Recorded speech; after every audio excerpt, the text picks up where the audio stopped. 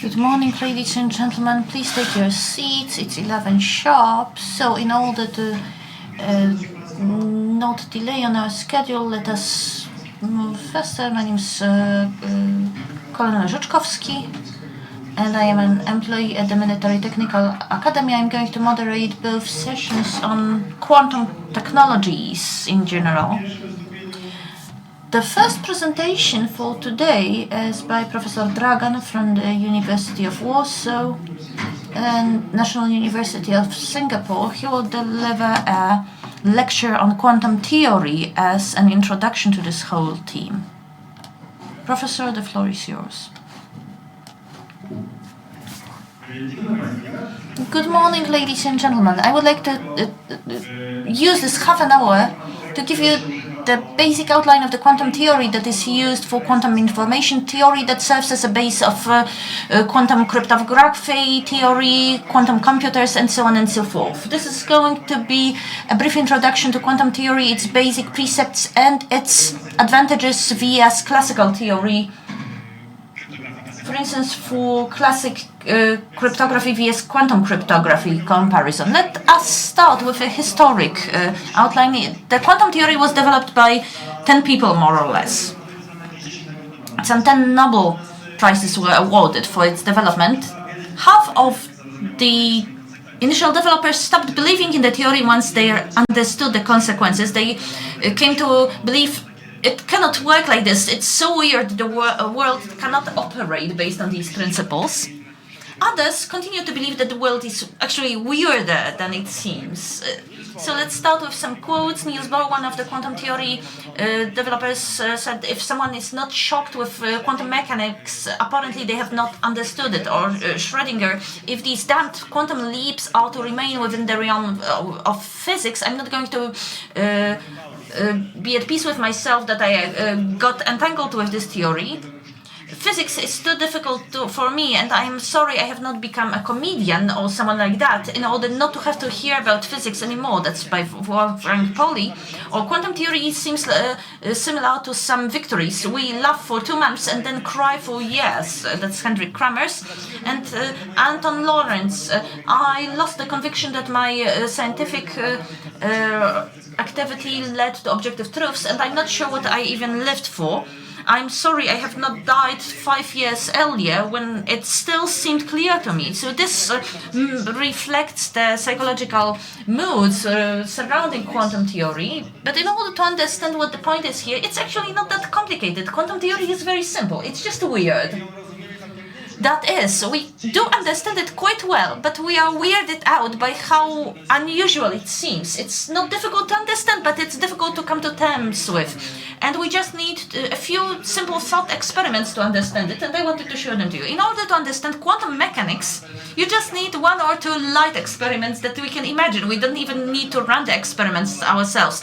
They can be done at a lab, but for the purpose of this lecture, I'm just going to discuss them. If we take a piece of glass and shine light on it, then even if we look at a regular glass, some of the light will come across, but the other part will reflect and go elsewhere.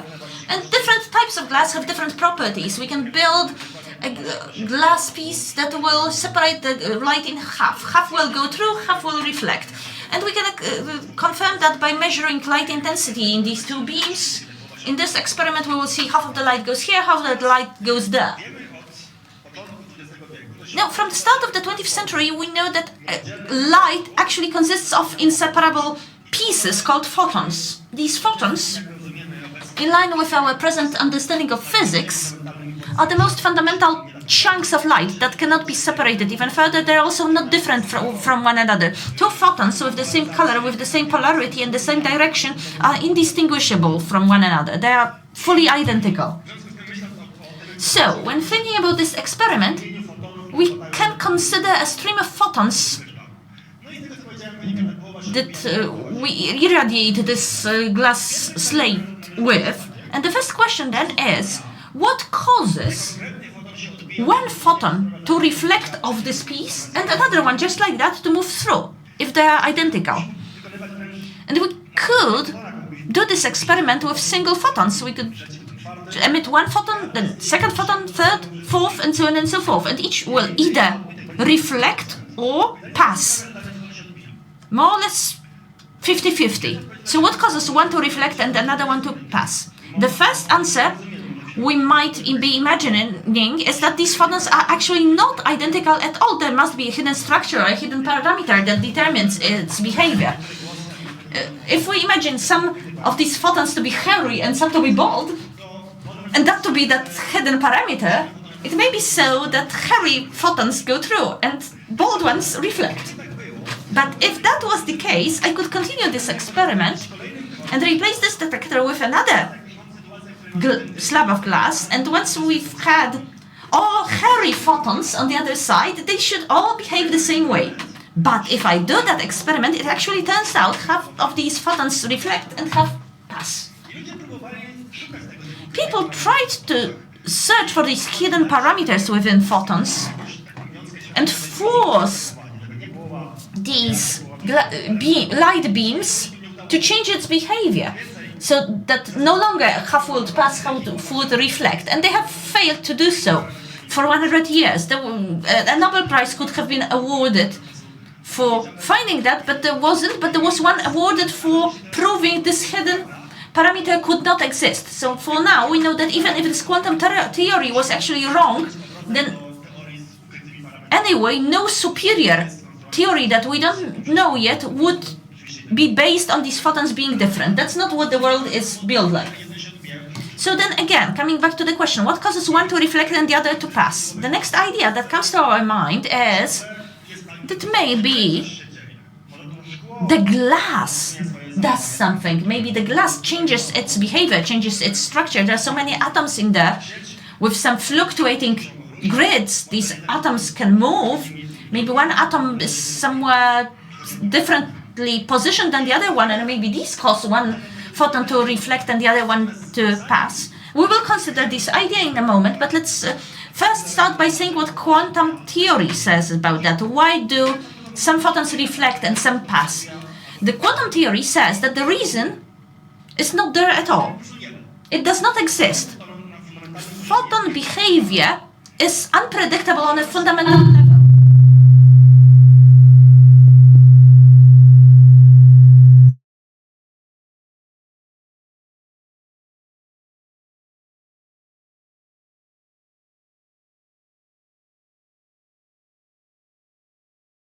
We can align the cannon at a given angle and predict where the bullet will land, where the shell will land, based on physics. That's how physics was built in the first place, as a method to predict the future. But here we are not able to predict what a photon will do. And the quantum theory says that laws of physics are unpredictable on this very fundamental level. No one of the right mind wanted to agree. Einstein said God does not play dice, and he did not support this theory, even though he contributed to its creation. But then the response to that was, well, this is just bullshit, and we should inspect that piece of glass to see what happens to the photons there. So, let us imagine there is a mechanism within a piece of glass indeed that decides what a given photon would do. And let's reflect on the consequences. If we set up a more convoluted version of this experiment, we irradiate this light, we irradiate this piece of glass with a beam of light and put two mirrors here, reflecting these separated beams, so that they come back to this other piece of glass. Then where is this light going to go? If we do it with a macroscopic beam of laser light that we can treat classically, this experiment gives weird results. It may seem that this beam would split and then these halves come together again, so we could expect the same amount of light to go to the upper and right detector.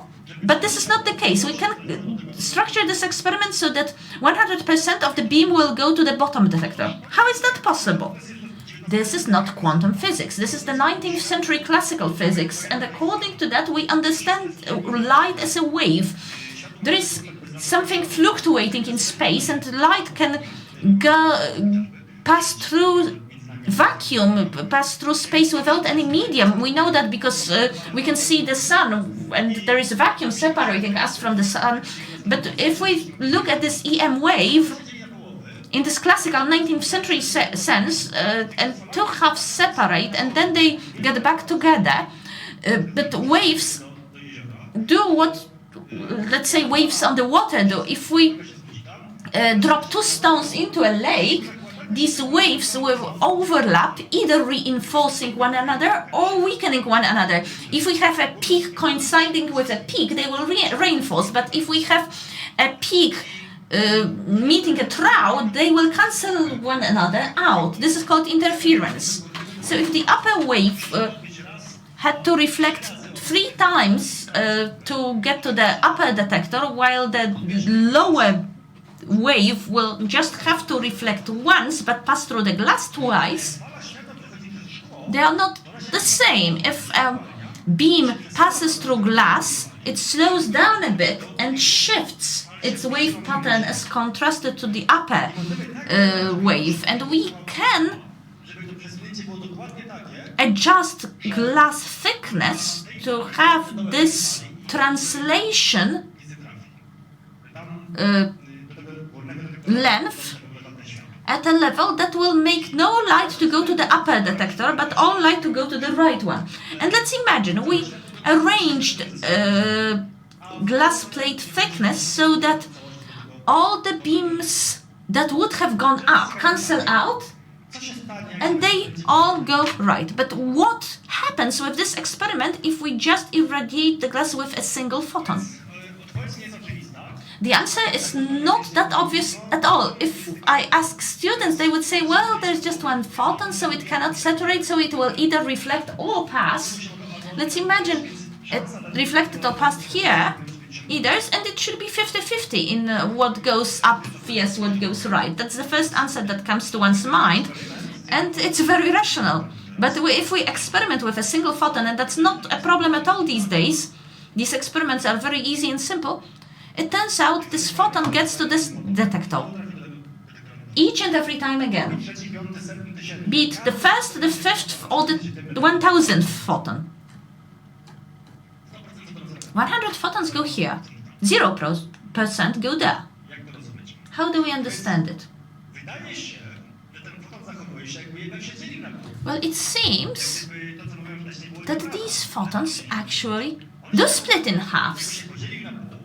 Or at least that's its behavior. If it did split in half, and with half going down, half going up, and if these halves met together and interfered, then as a result of interference, all the light would have gotten here. But if that was the case, I could test it. I could put detectors here and here and see where the photon is, if it split.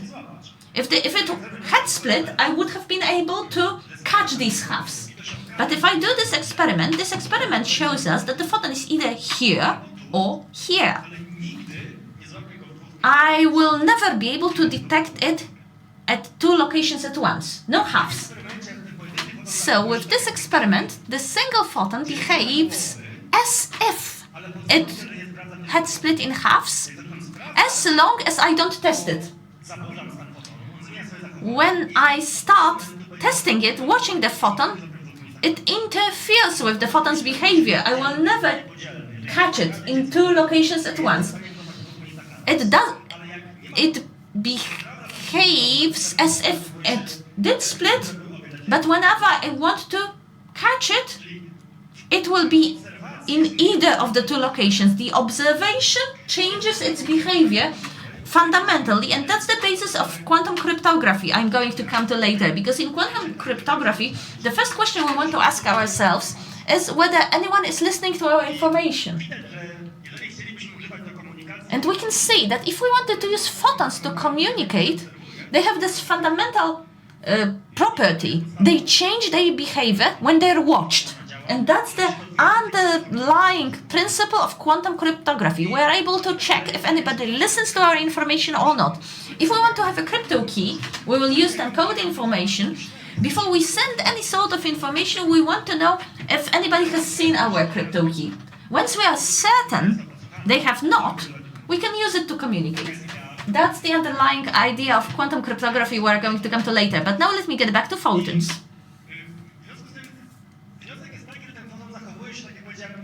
The photon behaves as if it was in two locations at once, as long as we don't watch it. This weird state is called quantum superposition. That's when a setup is in two states at the same time, simultaneously, as long as we don't watch it. What does it do with this idea that perhaps this glass slab has a mechanism that predetermines what the photon would do? Well, we can do this experiment in a slightly different manner. I can put a single photon here, and I have two detectors here that I will either insert or not insert. I can wait a moment until the photon takes its path, and I could insert these detectors at the very last moment to check where it went.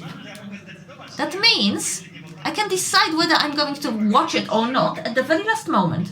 If I insert these detectors, I will always find the photon here or here, never in two places at once.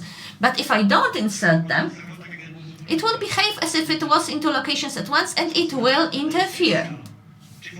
Meaning that the decision whether it's going to go here or here, when does it happen? Does it happen when the photon is on the light splitting plate? No, it cannot, because I'm taking my decision on watching it or not later on. That means the photon actually decides at the moment of observation. It's as if it was talking to itself at a distance, communicating and determining, I'm going to be here, so you mustn't be there, or the other way around. But this decision does not happen here. If it happened here, if this photon decided here what it wanted to do, it wouldn't be able to interfere. It would take one path or the other, and no interference would have emerged. So this naive idea that the photon could have decided on the light splitting plate, whether it would be due to photons' properties or to the glass being a complicated device actually, does not explain the photon's behavior. So it's too naive to be serious. These days, our photon understanding is understood this way. It behaves unpredictably if we watch it, and it behaves as if it carried out all the possible scenarios at once if we don't watch it. Lech Wałęsa summed it up. The photon went up or even down.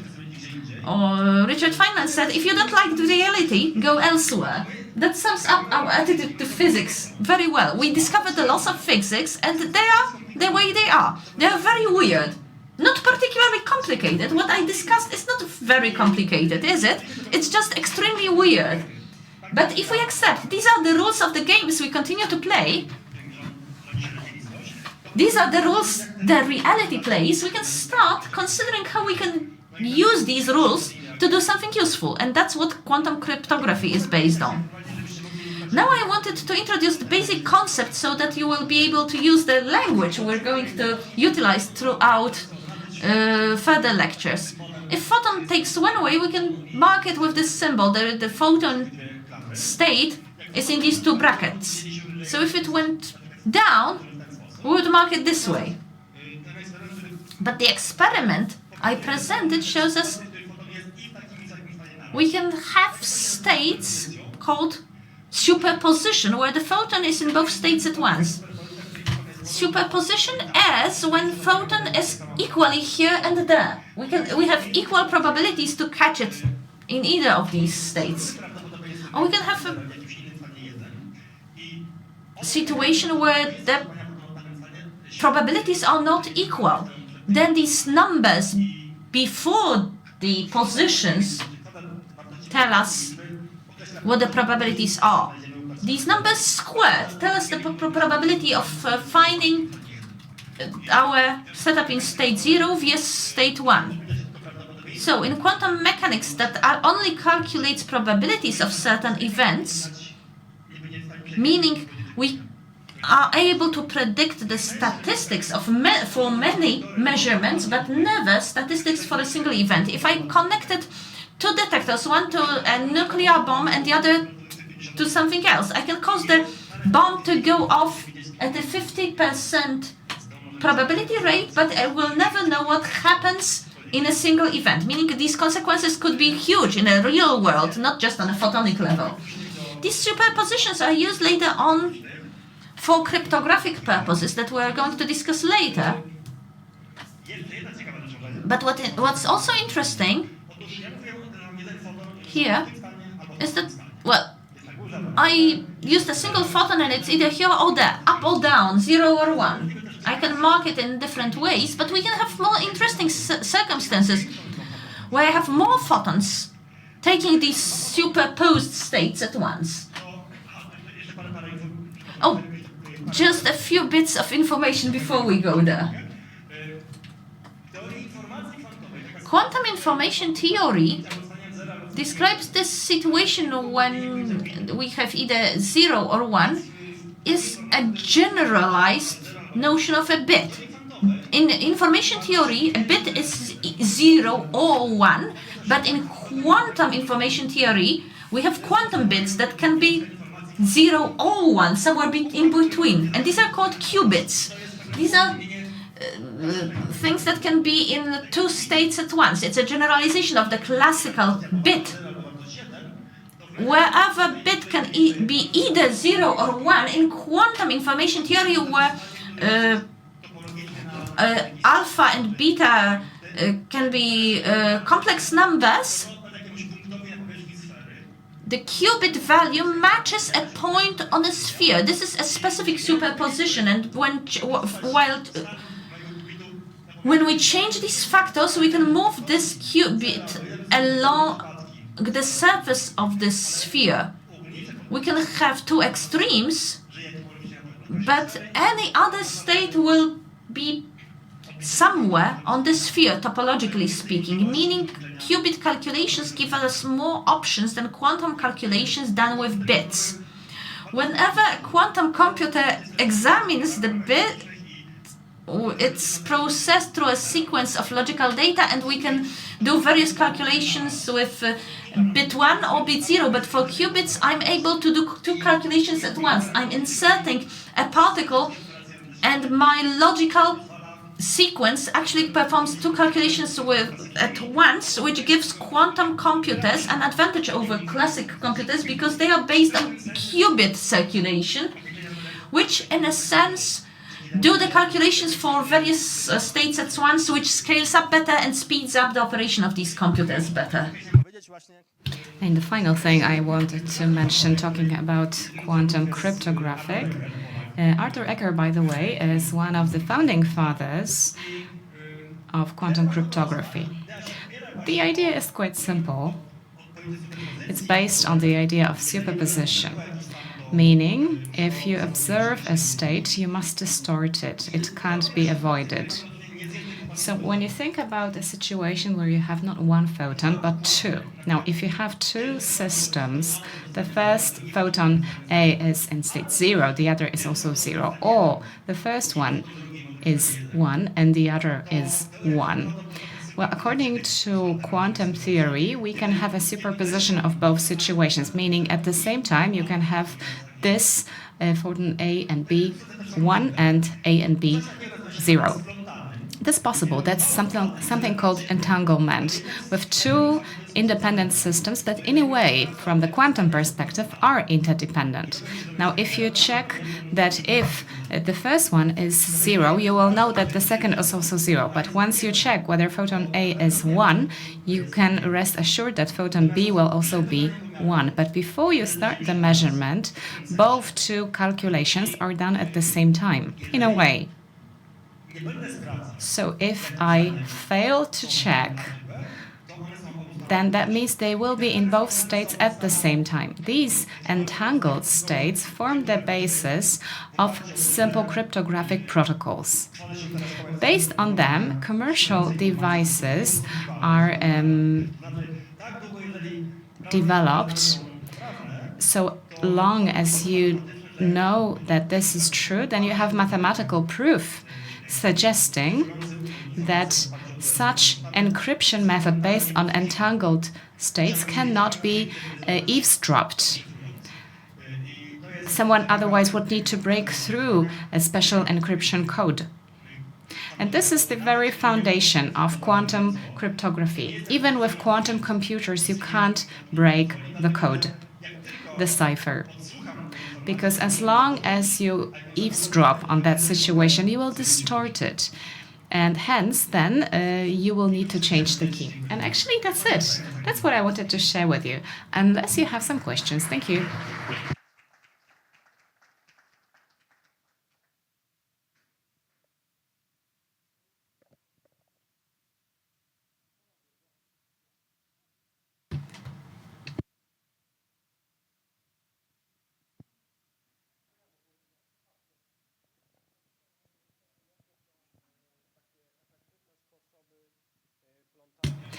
Do you know any? I wanted to know what are efficient ways of creating that entangled state of photons. People say that photons will be the medium that can be scalable to build the first quantum computer, whereas the other solutions are too troublesome. Well, the most practical way, actually, there are several methods. And one that I tried out myself some 20 years ago was based on laser light that you use to irradiate a special nonlinear crystal. Importantly, when you irradiate it with blue light, that blue light will go to the other way, and also there will be part of the red light, meaning it's not fully transparent, but it changes a little bit the color of the light. Now, what does that imply? You have some blue photons that then turn red. Now, the energy of red photons is twice smaller than in the case of blue ones. So some blue photons will change into red ones. And I know for sure that these photons always go in doubles. So 2 red photons are actually 2 blue photons that turned red. Now, if you have a proper crystal, those couples of photons can have different polarity. One polarity can be vertical, whereas the other one will need to be horizontal, or the other way around. These are some simple ways of behaviors regarding the behavior of energy. So in some situations, you can change one photon into 2.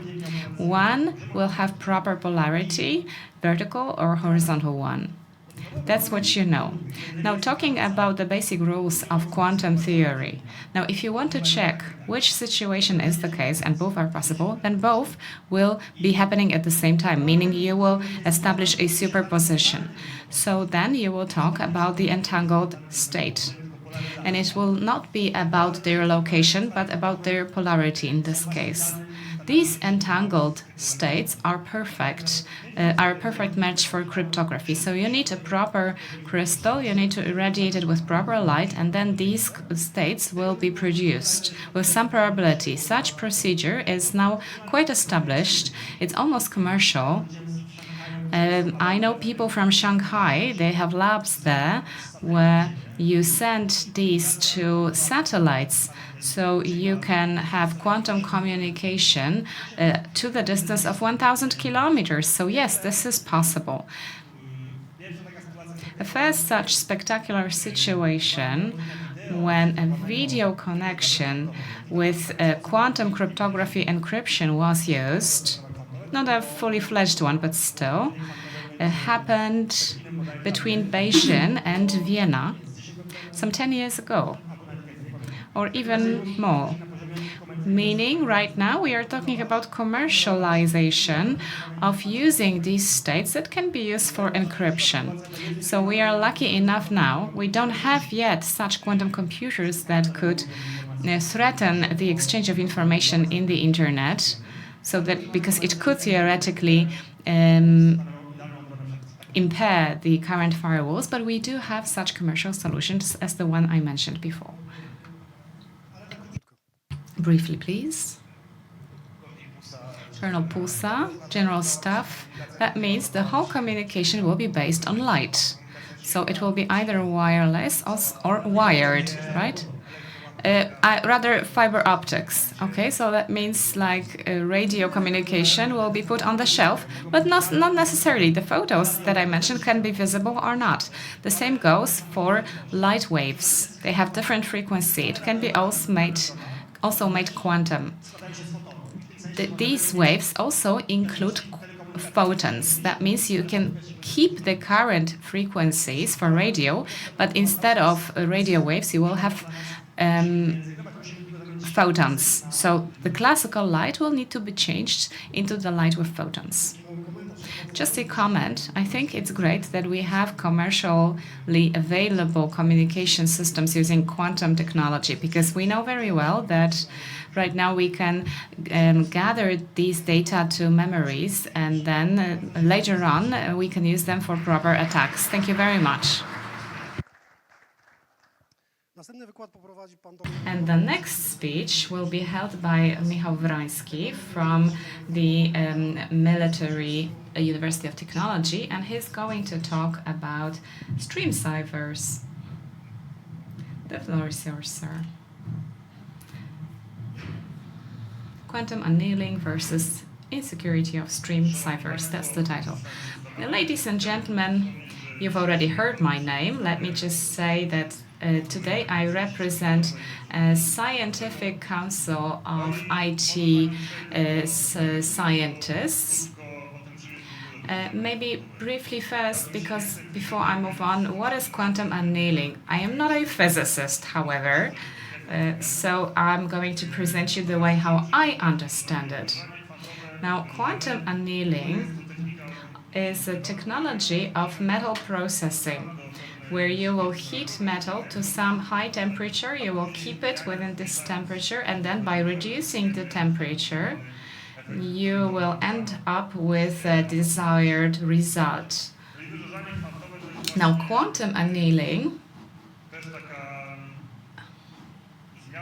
is also about changing the system or the state of the system by changing the fluctuation force and by managing and controlling that fluctuation force to come up with some changes in the system and to get a required result. Now, what can be computed using annealing? This is an alternative for gateway computers.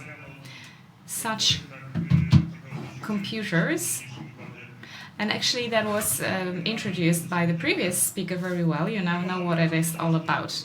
We know that we can only use it for something called optimization, COBOL and SINGA problems. To put it simply, problems that can be expressed as a multinomial, and your variables must be binary. So the goal is to find a state of the quantum system with the lowest energy, with the minimum energy. So it's about an optimization problem where you want to find the minimum value. Have a look. When you start the quantum annealing process, after starting the system, you will have a superposition, like the one presented here. You have these light blue shapes that represent a given state. The color of the ball shall symbolize the probability of achieving a given state. The darker the color is, the higher the probability. Now, during quantum annealing, there will be two most important quantum phenomena observable. The first one,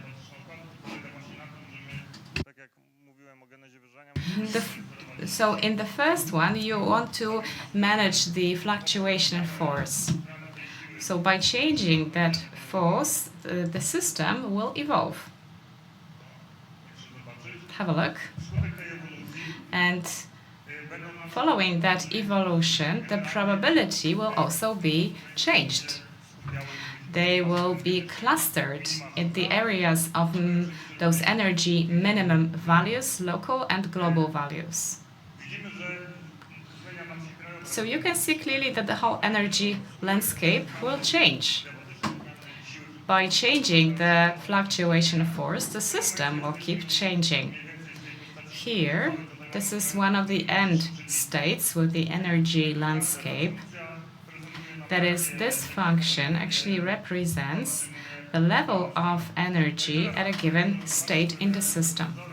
And have a look. You can see here some formulas to determine quantum tunneling that I'm going to mention in a moment. So quantum annealing also involves tunneling, which means the following. So the probability between the local and global minimum values will change. So if this was simulated or a classical algorithm to solve an optimization problem, you would need to go on this towards the top of this hill, kind of. So there is a slope there. With this technology, you can achieve a leap. And this leap happens at this probability that is presented on the formula. So W stands for the width of the energy barrier. Delta E is the difference in energy between these 2 points, whereas gamma represents quantum fluctuation force, which will be manipulated by us during the whole process of annealing. Based on these, you can also determine the expected time after which you will get the result. I'm going to tell you more about this in a moment. So we want to estimate it as the formula presented below. Importantly, when we wish to scale up the problem, including new variables, and changing the energy, leaving the energy intervals intact, you can estimate the complexity and the time. That's important because of something I'm going to describe in a moment. So the goal is that via annealing, you want to increase the probability that when you do the readout, you will get the information that a given state is a global minimum. Now, what happens next? This evolution will now be quite slow. Have a look. And there you will only observe quantum tunneling. So, of course, this is simplified. These probabilities will move from one to another energy minimum value. And in the end, we want to have this end probability right here. That's the desired result. So that, in a nutshell, was about quantum annealing. As I mentioned also these stream ciphers in my title, let me mention what they are exactly. So we have 2 inventories with feedback and without. And then you have a special key with a special initiation vector. And then what happens is the startup initiation phase where all the bits will be mixed. This is symbolized by this kind of a pot. So one register will be put into that pot and the other one as well. And then we will mix it for some time. Each such cipher, stream cipher, has a special several tact long initiation phase. After that, we can generate the ciphering values like this, bits 1, 0, 1. These bits will then be used to encrypt the data that we wish to transmit.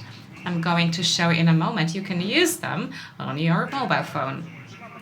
So, let's say you have party A and party B. Party A wishes to transmit some data to party B using this type of stream cipher. So first, both parties need to have precisely the same grain to generate the same ciphering group on both ends, so that then it can be encrypted. Now, once you've done that, have a look. This is the first bit of the encrypting group. This will be transmitted to the other party. You will have 1 from 0. So the other party B, in the end, will get precisely the same bit of the message, that encrypted one sent by party A. And you keep continuing in the same manner. So this, in a nutshell, was the description of stream ciphers. Now let me move on to the most important part of my presentation. So imagine you wish to conduct an attack on such a stream cipher. So you may try to obtain the key. That will be great.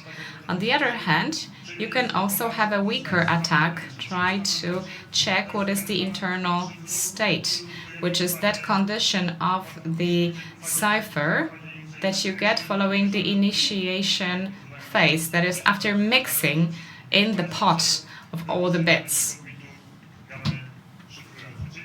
So that means our attack can target precisely that. If you are able to get it, then, for example, by taking a step back, you can obtain the key. So what does it take to actually regain the key? We need the knowledge of some bits from the decrypting game. If the internal state is 256 bits and the key is 128 bits long, we wonder how many bits from this encrypting game we need to get to know. Well, let me show you a statistical analysis. The probability of generating the same scope for random code, we have 2 to minus k, that's the number of qubits we've got here. Then the expected number of successes, that is the expected number of internal states that will give us the same qubits from the encrypting game, is 1 plus 2 to n minus k. Why this 1? That's because at least one internal state is correct. One must have been used to generate this encrypting game that we have got. But this is not the most interesting part yet. If we consider a binomial split with probability of a single success that is 2 to minus k, then this number of attempts is again, because we have 2 to n power of internal states. One is certainly right, that's why we're not considering it. That's how we can express the probability. And what is even more interesting, that is the probability of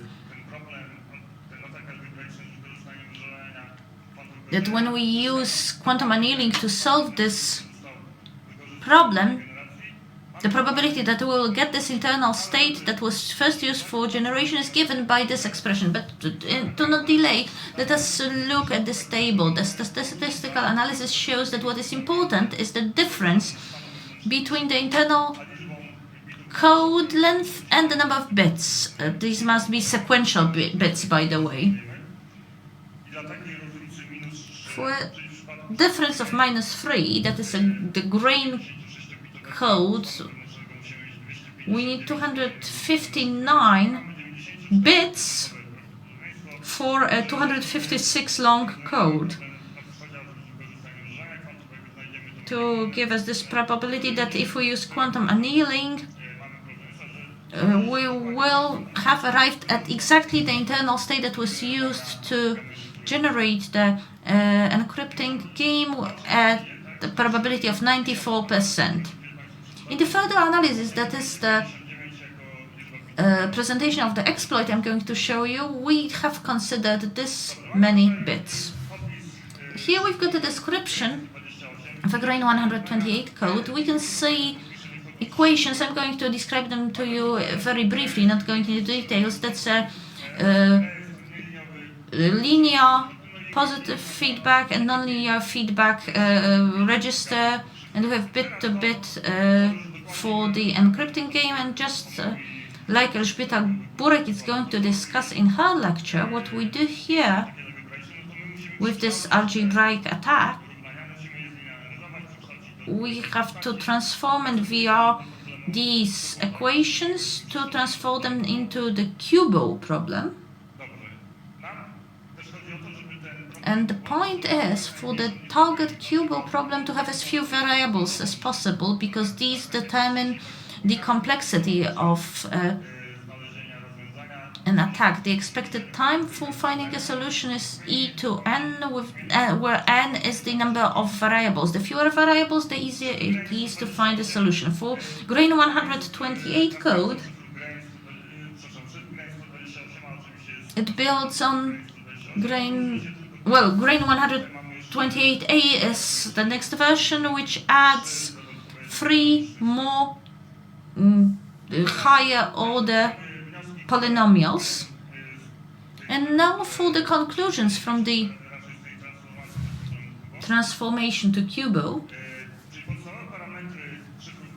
The basic parameters of Grain 128 and 128a, just like I said, internal state 256 bits, key length 128, and the total number of variables for QUBO problem that we can resolve using quantum annealing are respectively 5,751 and 6,751.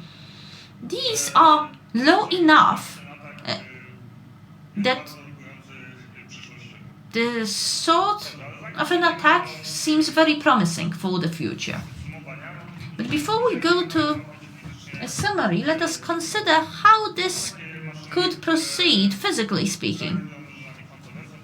We've got machines that can process quantum annealing, but each problem needs to be inserted there or embedded there within the structure of that computer.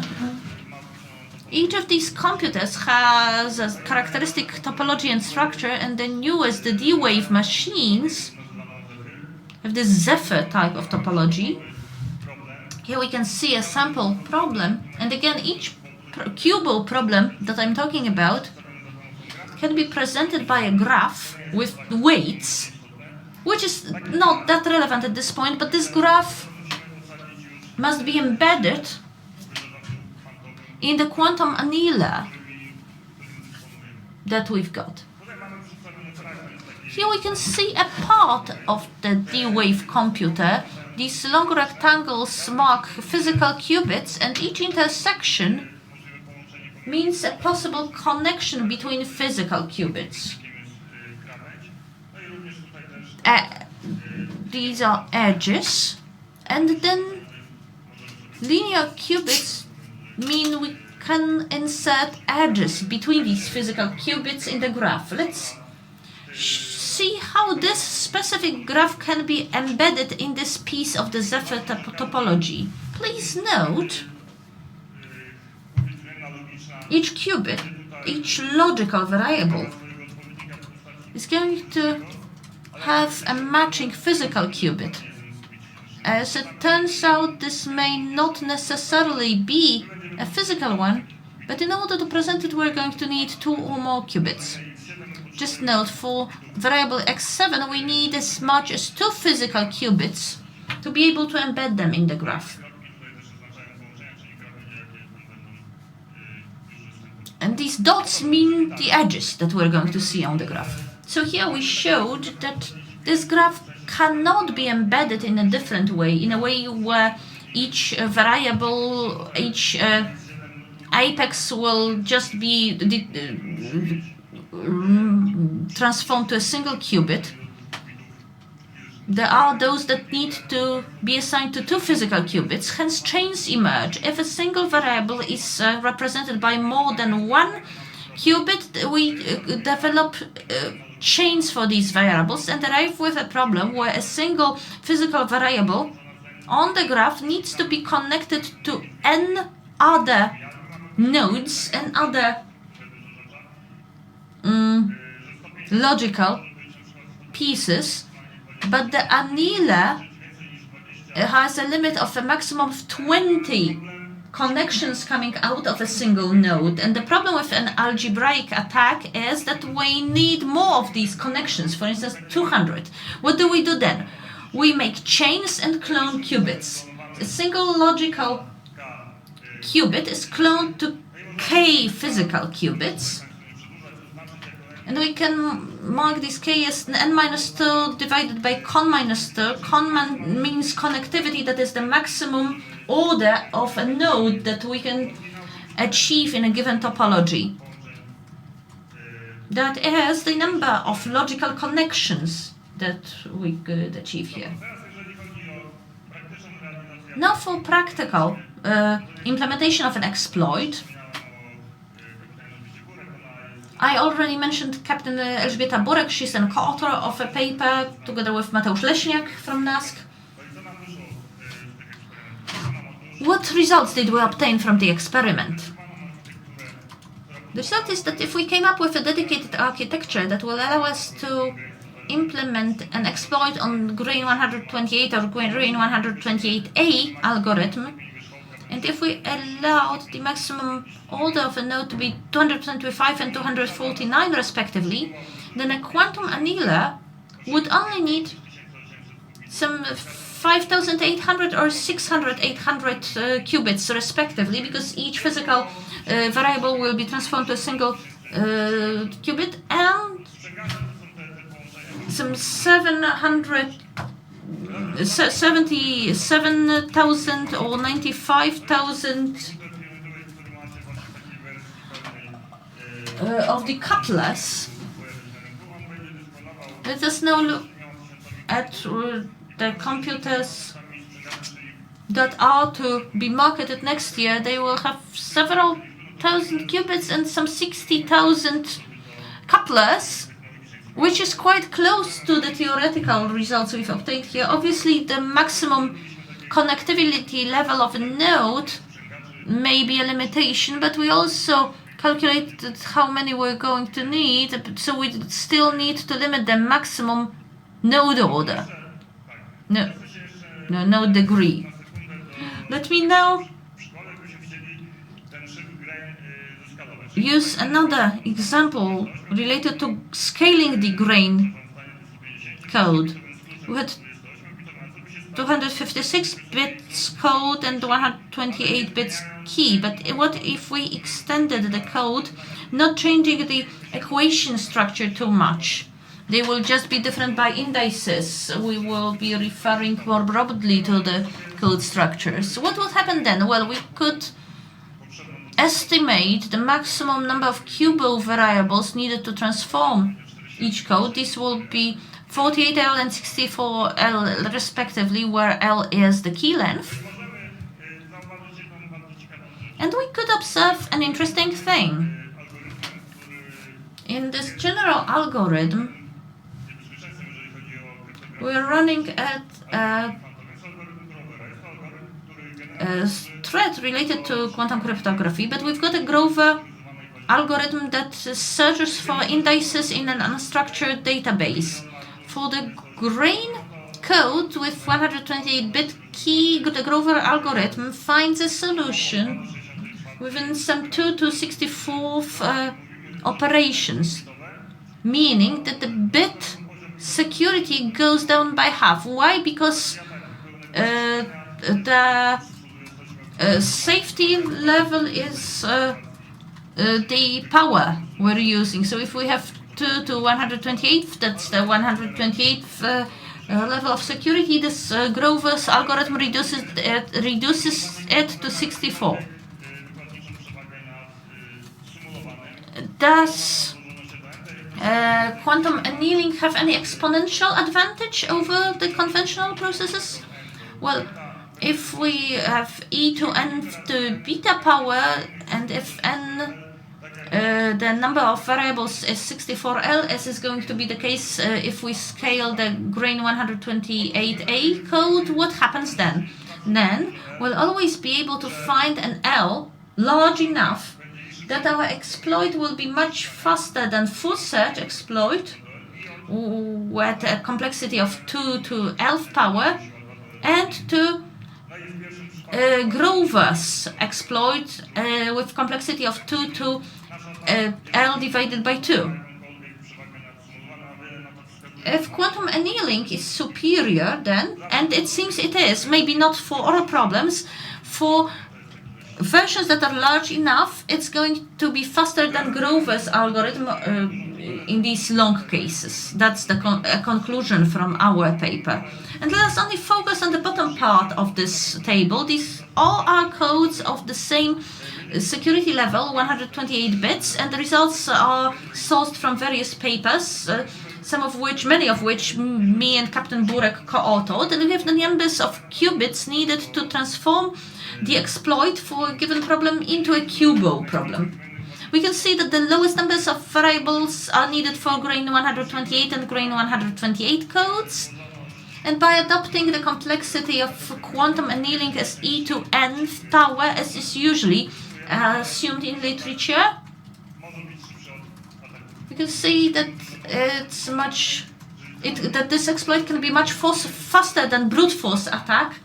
Why am I saying may? Because this complexity has not been studied extensively enough. But if we assume these levels, we're already touching on the Grover's algorithm, but it can also be slower. It's quite a complex problem that requires further analysis, but a precise estimation of quantum annealing complexity should be analyzed for each problem in isolation. And as these numbers go up very fast, and the number of states that we have to analyze, it's quite difficult indeed. So summing up, to my mind, we're quite close technologically to establishing a quantum annealer that would be capable of working with grain 128 and grain 128A codes. Let me reflect back on the Grover's algorithm for a bit. The exploit length turned out longer, as Grover's algorithm only requires 64 bits, but for Grover's algorithm implementation we need huge number of logical operations, which is not implementable in practice. Our approach, to the contrary, only requires several thousand qubits and several thousand couplers, meaning we're close to developing an adequate quantum annealer with the exploit that could have better complexity level than brute force exploit. And if we were to scale up this code, not changing the type of equations, we would be reducing the code security up to a moment when quantum annealing comes out as superior to Grover's algorithm. This means we should expect the authors for all new codes to be at least as resistant to quantum annealing as AS1. And AS128 requires some 30,000 variables or some 45,000 for 192 bits, and so on and so forth. We should stick with these parameters when building new algorithms. Thank you so much for your attention.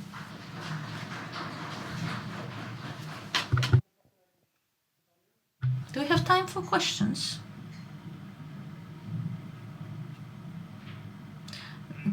The interpreters have not heard the question. Well, we've got to get back, but that's E to nth power. Well, specifically, it may be difficult to say.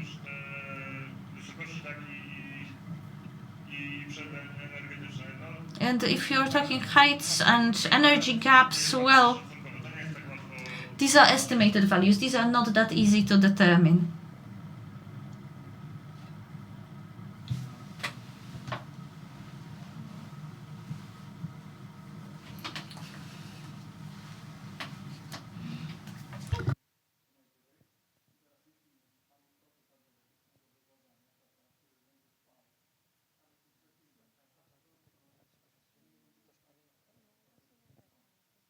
Tak, znaczy ja się z panem zgadzam, więc znowu to stwierdzenie, że jesteśmy bliscy, to... Well, again, our statement that we're close does not mean we're already able to do that.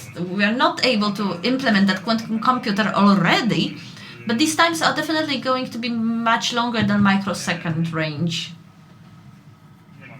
No. Well, the estimate is E to nth power. But that's an estimate. We are not able to present specific numbers. It's also a complex problem to estimate. There was another question here. Please use the questions because of translation. That's a linked question. How do I understand complexity in terms of calculations with this? Well, let me answer this. What we mean here is time needed at the time of measurement for us to achieve this global minimum, like I showed at the start. This evolution, well, what we mean is the time that will allow us to get to the minimum state, but that's time as in the number of cycles. Well, that's a broad interpretation. All of this is an asymptotic estimate. That may be the number of cycles or the number of seconds. That's semantics. But we're comparing calculation complexity for quantum algorithms where everything happens at once to sequential algorithms. Well, that's a continuous process, more of a continuous process. But just like I'm saying, it's just an asymptotic approach. We don't have the constants here. If we e to a power, I'm not sure if that there's 1 or 2 or 0.01. That's purely an asymptotic estimate. And another question. Does the nature of quantum annealing guarantee that we are able to find a global minimum by its nature? Yes, but this time may be infinite. Okay, we're out of time. Thank you so much.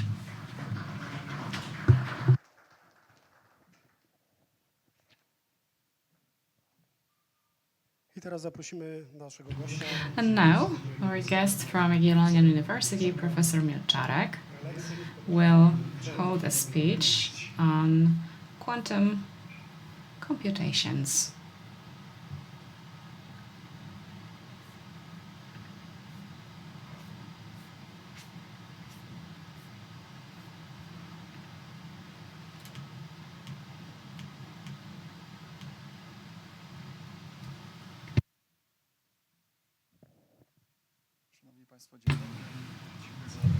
Good morning, ladies and gentlemen. Now, the goal of my presentation is as follows. I'd like to give you an overview of potential applications of quantum computations in the area of defense and security. Let me start by saying that quantum computations related to quantum computers only make a little part of the whole potential applications. Quantum applications like that are not as mature right now. There are many quantum technologies these days that are now better than classical alternatives in terms of their efficiency, for example. I'm talking here, for example, about quantum sensors, gravimeters, and sensors. Also, it was mentioned today that we have quantum cryptography. These are mature solutions. However, quantum computations are only theoretically mature, but from the practical viewpoint, we are still in our infancy. However, we need to take them into consideration. That's why I'd like to mention certain applications in that area. However, this is not meant for these days applications, but rather maybe in 10 years' time and beyond.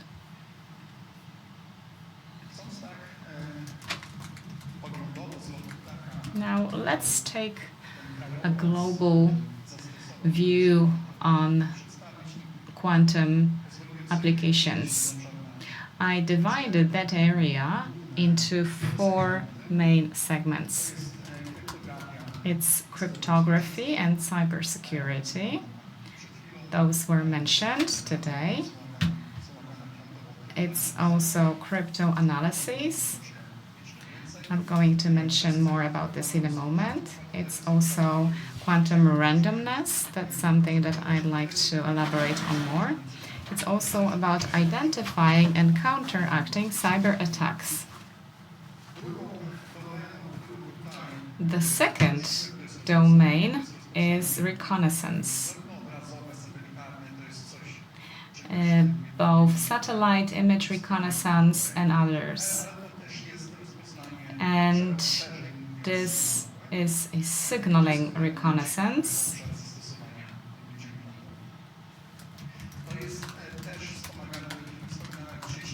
Also, it's about situational awareness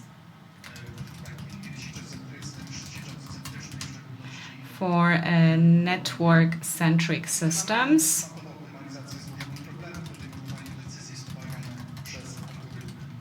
And also decision-making supported by quantum algorithms.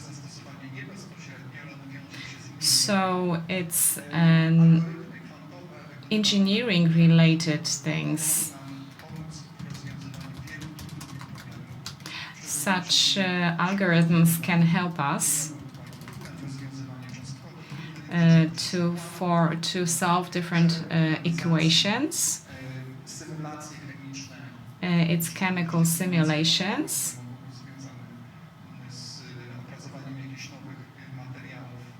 And it's also different materials that can be used in the defense industry, but also for designing antennas. That's yet another new emerging area. Now, moving on to the discussion on cryptanalysis, I'd like to divide this area into symmetrical cryptography. Today, actually, we've heard more about symmetrical ciphers, especially stream ones. And here I'd like to complement that discussion by saying that there are, of course, different ones. And it's also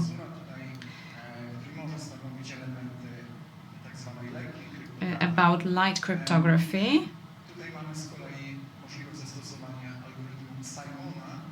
Simon's algorithm could be also used.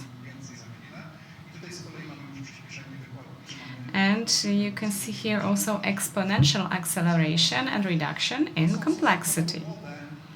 These are relatively young variation attacks that today point to potential advantage over Grover.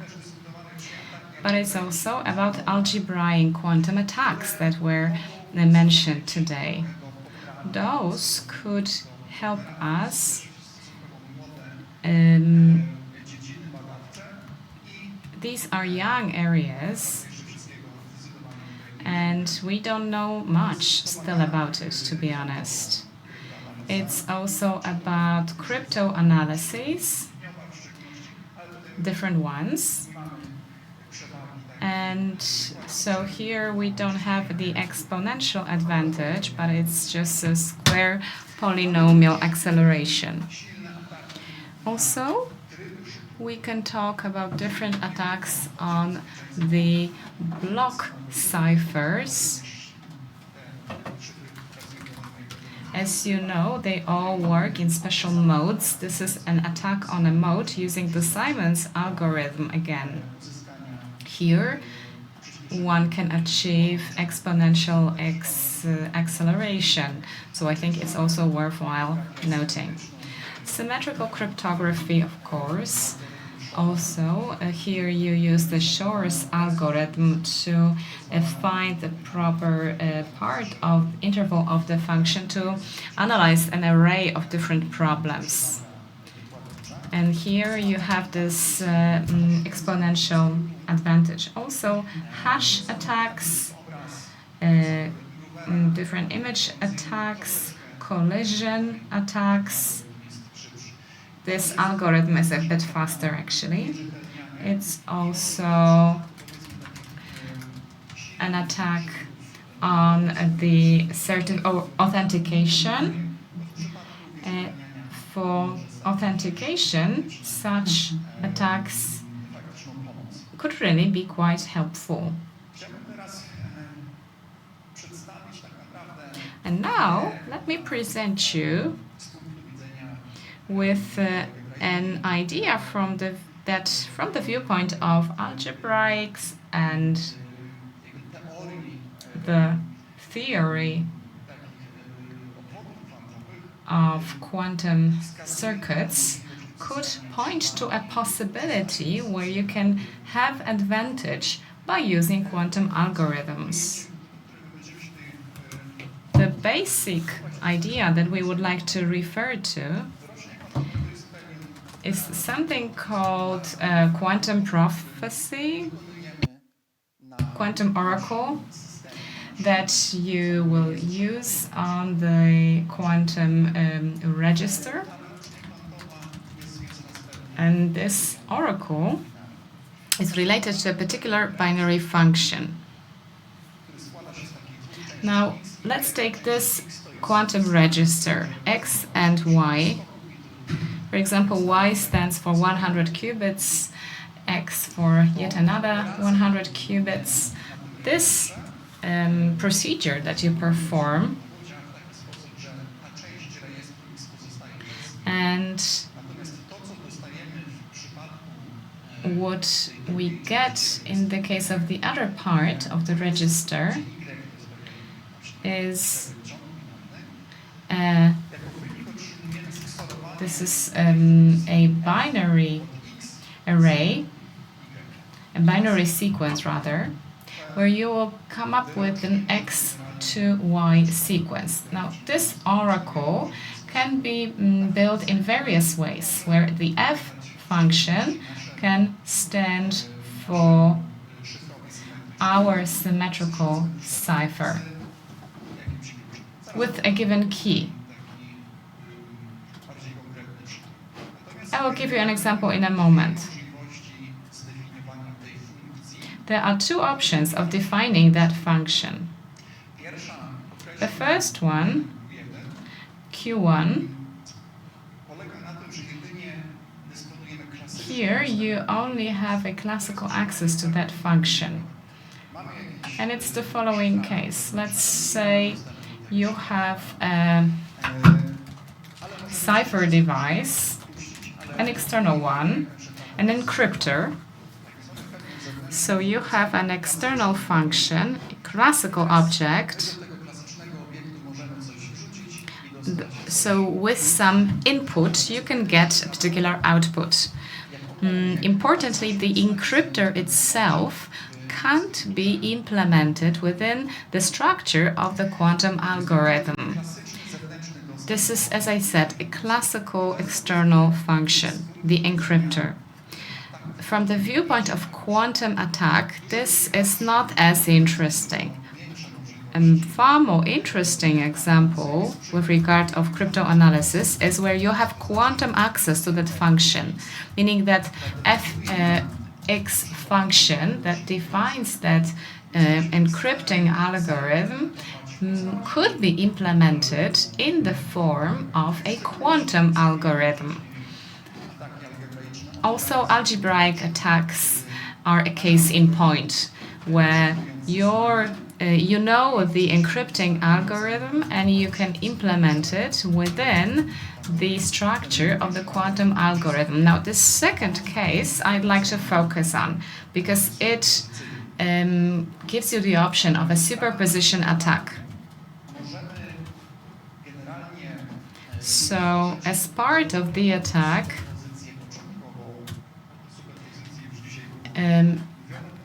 we mentioned superposition before of the input states by coming up with an entangled state. Now, if you apply the oracle, that part will remain intact, whereas the Y part, have a look, will be the reflection between X and Y.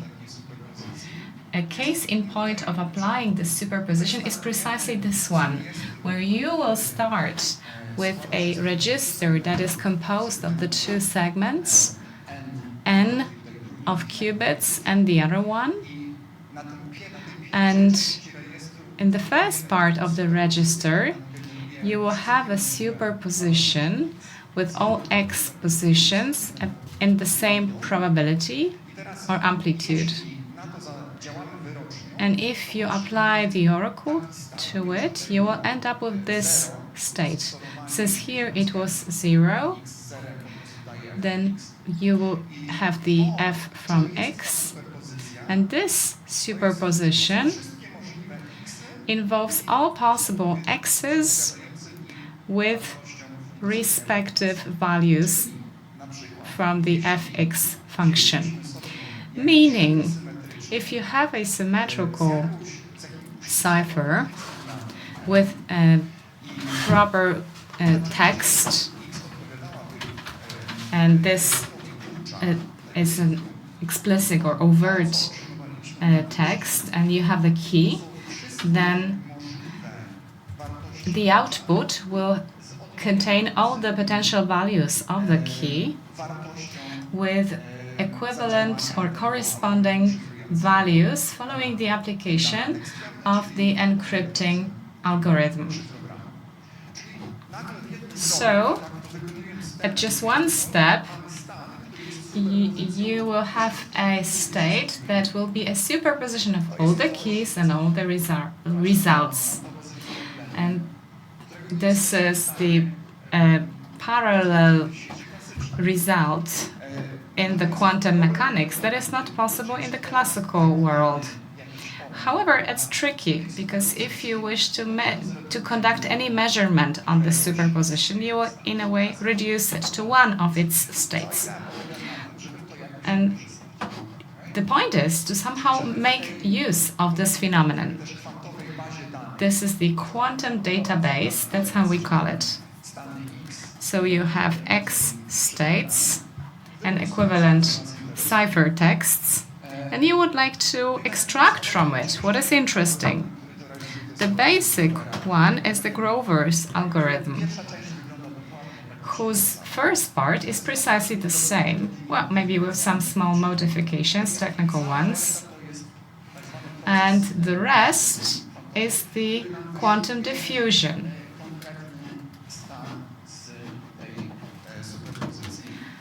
And so, in this quantum database, Grover's algorithm will search for elements not in a classical database, like in your Excel sheet, but rather you have a quantum superposition of states. So you can be more successful in conducting searches in such a database. This is you can properly also define the function to either target the unclassified text attacks and algebraic ones. They don't require many qubits. However, the depth of these circuits is huge. They are huge, really. They are very deep, and that requires time. Such operation requires proper time. So, if you think about today's state of quantum computing, especially when it comes to overconducting qubits, this is something which is not yet possible. And I'm going to give you some numbers in a moment so that you can be sure that that's the case. Still, can you still try to use the Grover's algorithm in a more practical application?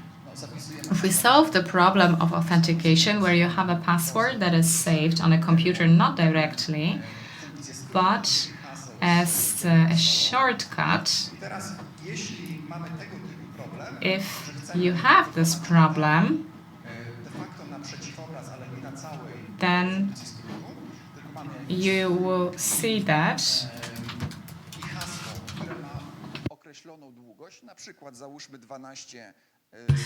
so this is a counter image. You have over 10 symbols of a mask, special signs, letters, and digits. Well, 12, it's not a lot. There are those that use even shorter passwords. And 2 to 84th power, with the algorithm you can reduce the complexity to 10 to 12th power, and you will need only 100 qubits. If these are physical qubits with an error where you have a special error correction algorithms, let's say you will end up with 10,000 of those. It's 10 to 12 to power 12, meaning you need about 100 milliseconds per one step. So that means you need 1 day. 1 day of quantum computations on a coherent register. This is still a dream. Today we're talking about milliseconds only. And this would require the whole day. So, computers that are based on overconducting qubits, this is not the only way. Photons in a vacuum have an infinite time of coherence. So, such operations can be conducted. Look at the Chinese. They have 50 qubit optical computers as we speak. Or ion traps with longer coherence. They are also a thing of the future. Another interesting example is Simon's algorithm. Basically, that's the first one that really proved exponential acceleration. This algorithm allows one to find something simplified, meaning you're looking, well, you know that a binary function, there is an S-binary sequence that fulfills the condition which is presented on the slide right now, that they are equal on the condition presented on the slide. That means you can find them in exponential time. In fact, Shor's algorithm was created while he was reviewing Simon's work. Historically, that was the first one, the Simon's algorithm. And its structure is quite simple. It reflects the previous case where you have the oracle. You will generate a superposition of all the potential states. There is one more superposition at the outlet. Since we don't have more time, I can't explain it in more detail, but suffice to say that you can use it very simply, and actually students these days do that at their tutorials from cryptography without any problems. You can use simple quantum computers to do it. One of the most interesting applications here is Ivan Mansur's block cipher, that is a prototype of symmetrical cipher. You have there some permutation and other functions, so it's probably the simplest symmetrical algorithm, and it's a building block of more complex symmetrical algorithms. Then the function of this algorithm may be written as this function, that is, we XOR X with K1 and XOR it with K2 at the exit. And then in 2012, Kouakado and Mori showed that for this cipher, we are able to write this fx function that is defined this way. It is a function with the first key being the period. We have a very simple two-line proof to show that. Okay, are we back here? Using this function, we can run an exploit on this algorithm with exponential speed if we are able to implement this algorithm on a quantum processor. We can also recover the second key, but for that we'll also need the unencrypted and encryptedness, but it's not a result of, let's say, classical thermal fluctuations or something that was pre-coded somewhere. Or, in other words, whether this generator passes the USB key test, a test where we have a sequence recorded in classic terms, which seems to be a very good random sequence meeting all the MIST requirements, but turns out not to have been generated by means of quantum processes anyway. This is quite a new approach, forecasting approach using the existing quantum computers, as we don't need so many qubits. But in this case, we need to generate a certain quantum outline that is difficult to achieve computationally using classical methods. There are some criteria out there. In particular, my team develops criteria based on Thomas distribution that show whether a given set is difficult to simulate on a classical computer. If you only use a mod gateway setup, we may think it gives us great randomness, but actually the complexity is very low and it's very easy to simulate it on a classical computer. But if we build a more developed pseudo-random quantum setup, its characteristics, in particular for the Porter-Thomas distribution, the histogram is what we achieve from that setup. Well, this graph is the theoretical forecast, and this shows us that this setup has a very high computational complexity, and then we can generate this and sample it and see if we are obtaining compliance with Porter-Thomas distribution using many qubits.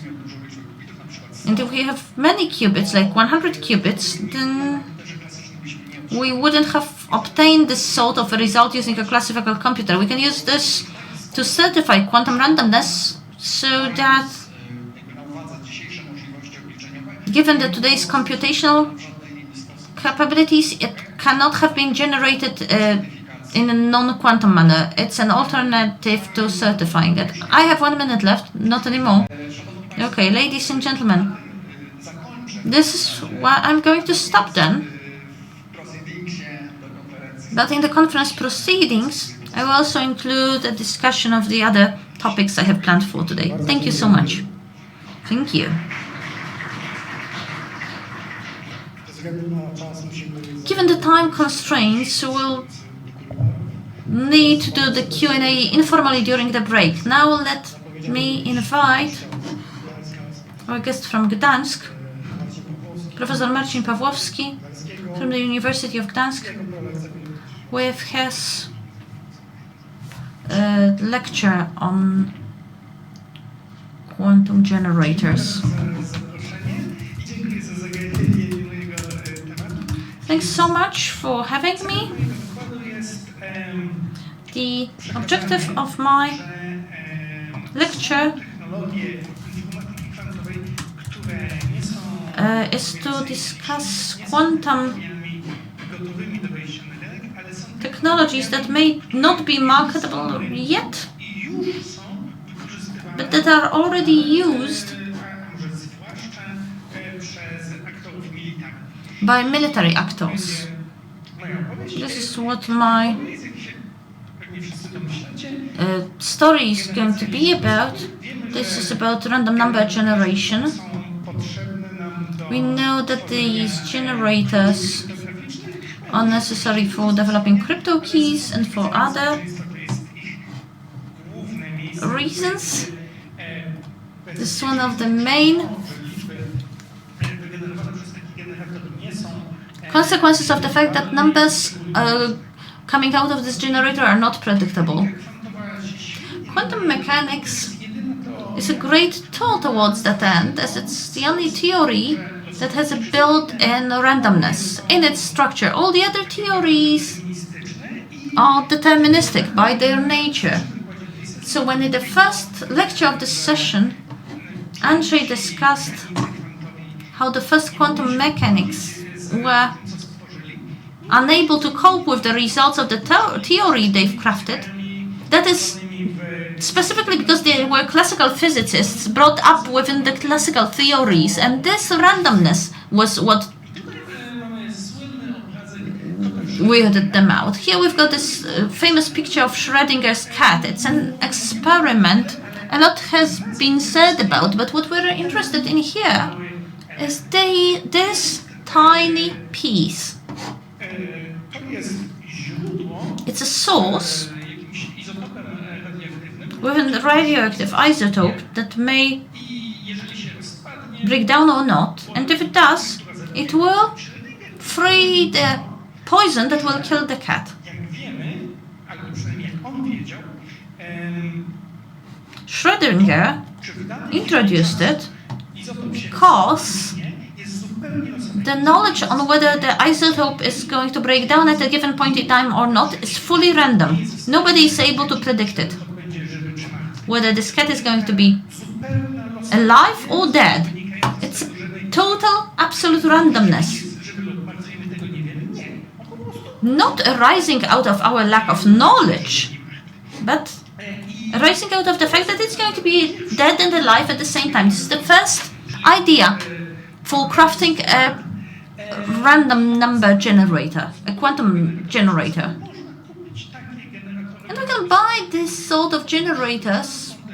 They've been on the market for quite some time already. There are other generators out there too, be them quantum or classical, that are based on various physical effects. Even if we go to Wikipedia, it will give you dozens. But what's interesting to us is whether these random number generators are quantum in their nature indeed. And here I have examples: a quantum computer and a classical laptop computer. In this classical laptop computer, we have some 11 billion transistors. All of them operate based on quantum mechanics basis. So we can call it a quantum computer too if we stretch the definition a bit. We know that it's not right though. With this sort of deliberation, and nobody in their right mind will call this a quantum computer. The situation is a bit different with random number generators though. Quantum sounds advanced, which is why many companies like to call their products quantum ones, such as Finnish Quantum Powerball. And most random number generators available on the market are about as quantum as this dishwasher detergent. That's why British National Security Center that analyzes crypto technologies and issues their recommendations or lack thereof to other British agencies is very critical.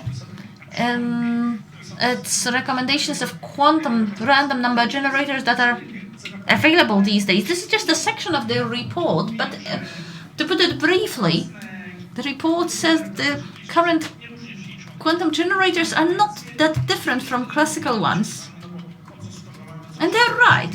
And that as such they shouldn't be used. And they're right again, because why would we use them if we have similar tools that are often cheaper?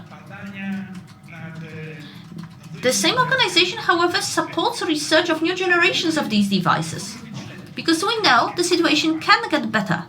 Quantum mechanics allows us to do something we're not unable to achieve classically.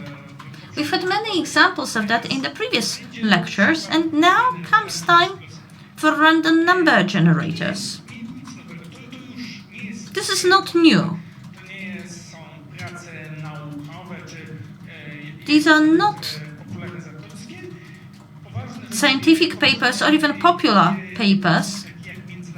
serious institutions such as the International ICT Association took its decision in 2019 again to standardize and divide quantum random number generators into two categories. QEF, that is quantum entropy source, that's another name for a random number generator, and type 1 generators. These are the dishwasher detergent type, that is devices that are not different from classical ones. They generate random numbers if we trust their developers and their devices for them to act according to the plan, and if we know that they have not been modified, and that they have not been exploited, and that they work at external parameters they were designed for. But the QES devices are self-testing ones. This is what physics has to offer. Physics has to offer for us. In English, they are called device independent. The idea here is very simple. We take an experiment that was coined specifically for the purpose of convincing Einstein and other people doubtful about quantum mechanics, and in particular its random character, that quantum mechanics is random indeed. Of course, they were skeptical, so if we ran a simple experiment, they would have said, well, okay, maybe, but maybe what you're measuring here depends on the measurement device, so we have to coin this experiment in a manner that would have convinced Einstein. And we do have these experiments, and we've had them for years already. These experiments show that the results produced must be random. On top of that, if we are in the 20s already, they're already able to estimate the entropy levels for these results. Von Neumann said back in the 1940s that any algorithmic solutions, or anyone trusting algorithmic solutions, has sinned, actually. No one can prove that a number sequence is random. What we can prove, though, and that's what we're doing here, is that the process that developed these numbers is random. So, we're looking at the process only, its inputs and outputs. What happens in the devices does not play any role.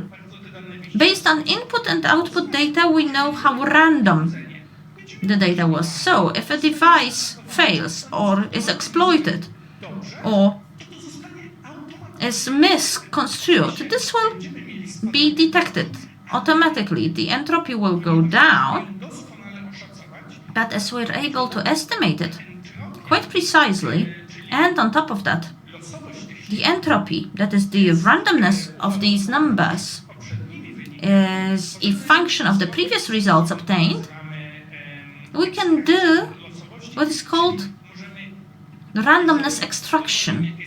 If we know what the starting entropy was, we can come up with a shorter sequence that's really beautiful. And the first experiment was one that tested Bell's inequality by entangling two atoms.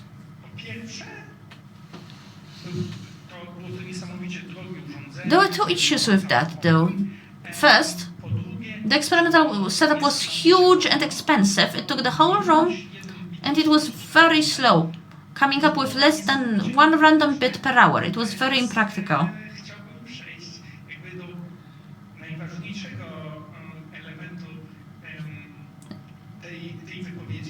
And now let me come to the most important part of this lecture. That is a discussion of what we did within my team at the University of Gdańsk.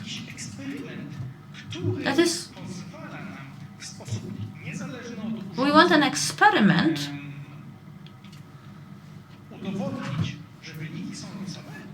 that will prove that the results are random, but that is simpler than this one.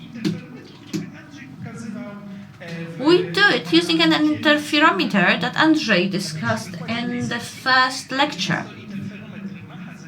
That is a Mach-Zehnder interferometer, a technology that is over a century old.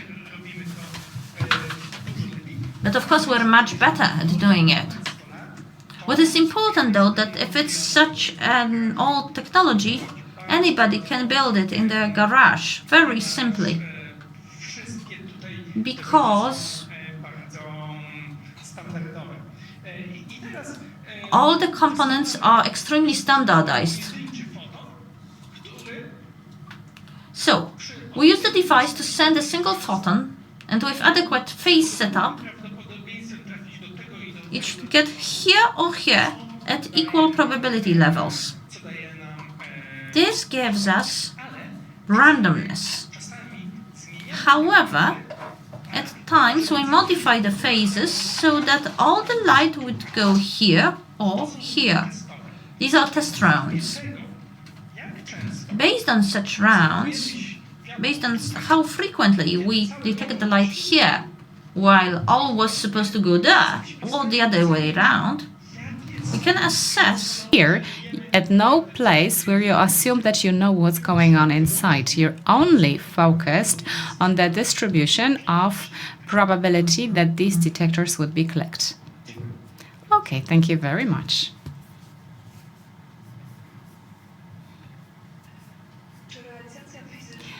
Physical application. Did you use volume optics or fiber optics technology? Well, we applied fiber optics here because it was easier with that technology to come up with these semi-permeable mirrors. But as far as I know, the next generation idea is to improve the device by making it more compact and by closing this within one optoelectronic chip set. So this will be integrated, right? Any other questions? In that case, thank you very much, sir. And we now will have 30 minutes of a coffee break. Please come back at 1:30. Thank you.